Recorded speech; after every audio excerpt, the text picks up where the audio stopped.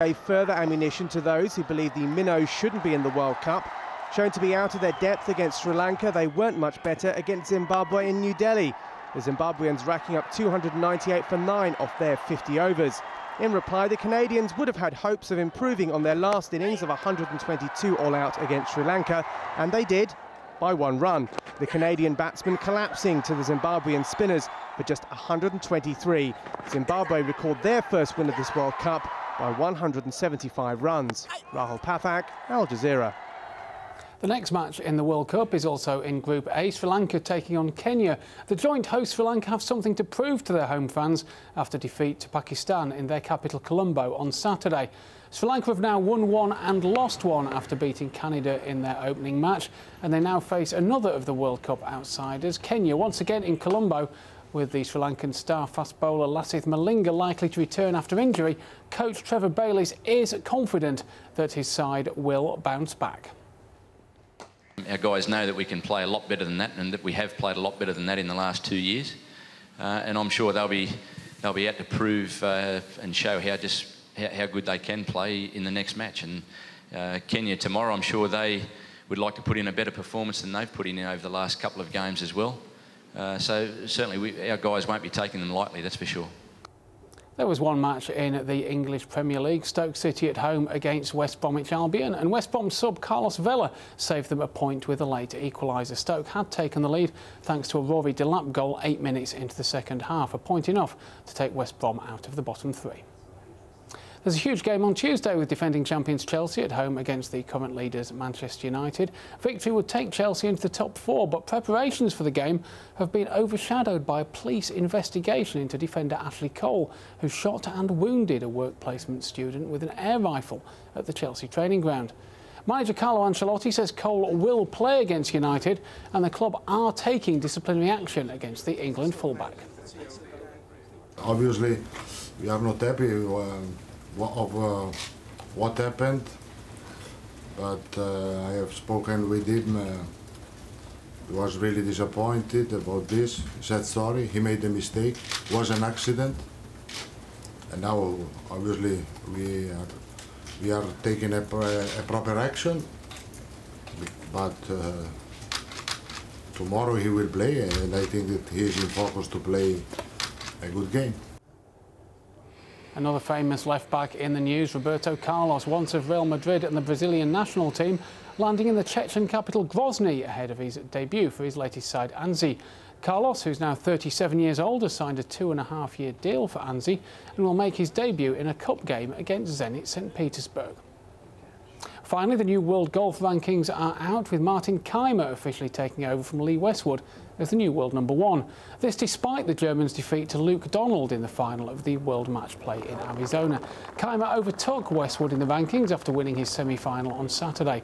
Donald's victory, meanwhile, moves the Englishman up to #3 in the world, with Graham McDowell 4th and Tiger Woods down to an unaccustomed 5th. And that's all the sport. Back to you. Great, thank you very much. Well, take a look at this. Some of the world's rarest rhinos have been captured on camera. These are Javan rhinos, one of the world's most endangered species. And this footage was shot using a motion-triggered camera placed at a national park on the Indonesian island of Java. As the fog hangs warily over London, we can always offer you the perfect pick-me-up. Hello again. We've got lots of heavy thundery downpours with us in the States at the moment. On the satellite picture, you can see the cloud gradually marching its way up towards the northeast, but then you see plenty more in the way of heavy thundery downpours gradually crack off a little bit further south as well. Now, out of this system, we have seen some tornadoes as well, but it is slowly beginning to move away. I think by the time we get to Tuesday lunchtime, we'll just be dangling its feet here over parts of Florida, and to the north, it should be fine. It should be fine, but it certainly will be very cold. Washington, D.C. this time no higher than around 10 degrees. Further west, the temperatures here have been very low recently as well, but they will be slowly recovering over the next few days. So I think for LA this time we'll get to around 18. Now, further south, there's plenty of sunshine to be found here, particularly over parts of Cuba, down through Haiti and the Dominican Republic. But elsewhere, there is more wet weather still on the cards, particularly here from parts of Nicaragua and then all the way down towards Colombia. And I think Colombia is going to be incredibly wet as we head through Tuesday and Wednesday. There could well be some flooding here. As we head across towards Europe, here it's generally a lot quieter, but it's cold as well. Look at the top temperature in Moscow, -12, and only around 7 there in London. The wet weather, well, that's mostly across the Mediterranean, very wet and windy.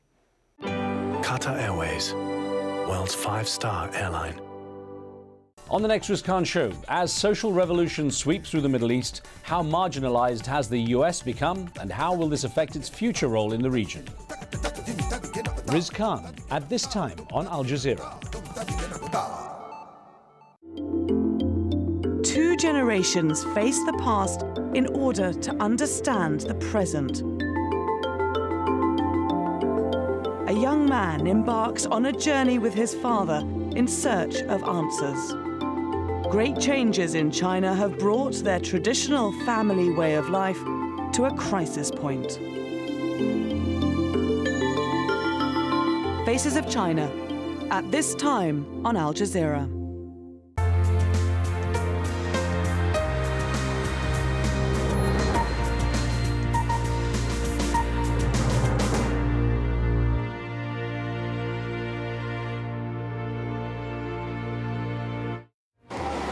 Air attack on AlJazeera. Residents claim the Libyan Air Force bombs an ammunition dump east of Tripoli.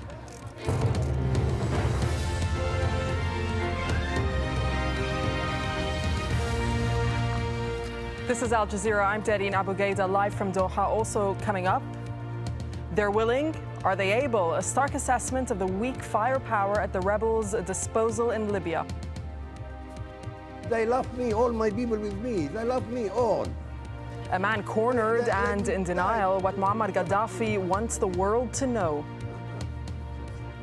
And will the ripple effect reach Zimbabwe? Activists meeting to discuss protests in North Africa are promptly arrested in Harare.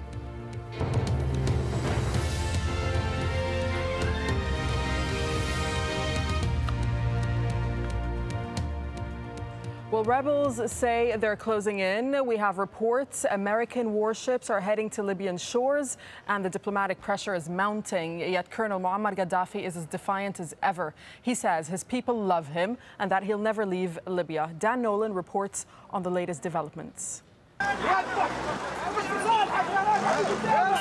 Panic sets in on a highway near the eastern Libyan town of AlJazeera. Anti-government fighters try to divert traffic after what they say was an aerial attack from Muammar Gaddafi's forces. Jets are bombing us. In every raid they dropped 4 bombs. They attacked AlJazeera from 4 different locations. There's another explosion in the military. Sweatina military. You can see the smoke from there. These pictures were filmed by Associated Press on Monday. Witnesses said the target was an ammunition dump taken over by opposition forces. As they wait with rocket-propelled grenades for a follow-up attack, a former Air Force pilot who's joined the rebel ranks made this plea to control Colonel Gaddafi. Whether it is the European Union or the Arabs or America or even Russia, we ask them to just shut down this man's airspace.